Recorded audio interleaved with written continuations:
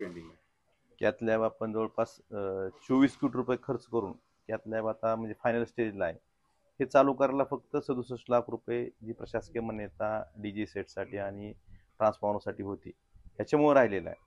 आणि दुर्दैवानं 24-25 मध्ये याला प्रशासकीय मान्यता दिली गेली होती, परंतु ह्या स्थगितीमुळं हे काम पूर्ण होऊ शकलं नाही, किंवा हे ट्रान्सफॉर्मर आणि डीजे सेटचं प्रशासकीय मान्यता झाली असताना सुद्धा ते खरेदी करून या ठिकाणी बसू शकले नाहीत. त्यामुळे कॅथ लॅबचं काम जवळपास 90-95% पूर्ण असताना फक्त ह्या गोष्टीमुळे स्थगितीमुळं ही कॅथ लॅब चालू व्हायचं बाकी आहे.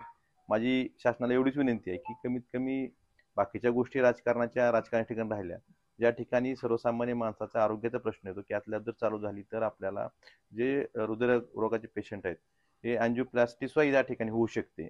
आणि एवढं चांगलं असताना फक्त आपल्या किरकोळ म्हणजे जिल्हा नियोजन समितीतनं जे 67 लाख रुपये 24 कोटीच्या एवढ्या सगळ्या सेटअपला फक्त 67 लाख रुपये कमी पडतात, आणि त्याची प्रशासकीय मान्यता असताना सुद्धा फक्त स्थगितीमुळे हे जर काम अपूर्ण असेल तर याच्या एवढं दुर्दैव कुठलंच नाही. तर माझी विनंती एवढीच आहे की आपल्या कमीत कमी राजकारण ठिकाणी राहिलं, पण आरोग्याची गोष्ट महत्वाची आहे. सर्वसामान्याच्या माणसाच्या आरोग्याच्या दृष्टीने तरी ही स्थगिती उठवावी.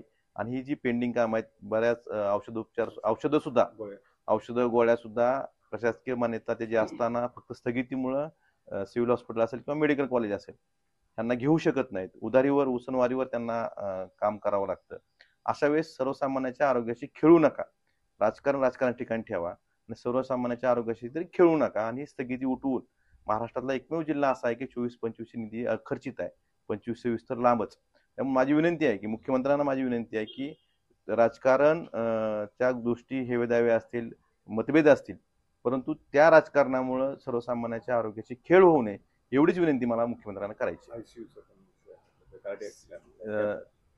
आपलं MRIचं मशीन सुद्धा म्हणजे जे गेलं होतं इचलकरंजी शिफ्ट झालं होतं, पण सगळ्यांनी सर्व शहरवासियांनी जिल्हावासियांनी आम्ही सुद्धा त्यावेळेस आवाज उठवल्यानंतर ते MRI मशीन इथं आलं. ते सुद्धा अंतिम टप्प्यात आहे, ते सुद्धा काही दिवसात चालू होऊ शकतं. CCB जी ICU 50 बेडचं होतंय त्या ठिकाणी सुद्धा काही आता गॅस पाईपलाईन आणि इक्विपमेंटचे TS राहिले, यासाठी सुद्धा मी लवकरात लवकर पाठपुरावा करून सिव्हिल वर्क पूर्ण झालेला जवळपास हे सुद्धा लवकरात लवकर पूर्ण TS करून ते सुद्धा लवकरात लवकर कसं चालू होईल यासाठी आपण प्रयत्न करू. आणि निश्चितच चांगली आरोग्य सेवा म्हणजे इथून धाराशिववरनं जे रेफर हॉस्पिटल म्हणून आपली जे शिक्का पडला होता, प्रत्येक पेशंटला सिरियस पेशंट थोडा जरी असला तरी सोलापूरला शिफ्ट करायला होता, ती गोष्ट इथून भविष्यात होणार नाही यासाठी आम्ही काळजी घेऊ.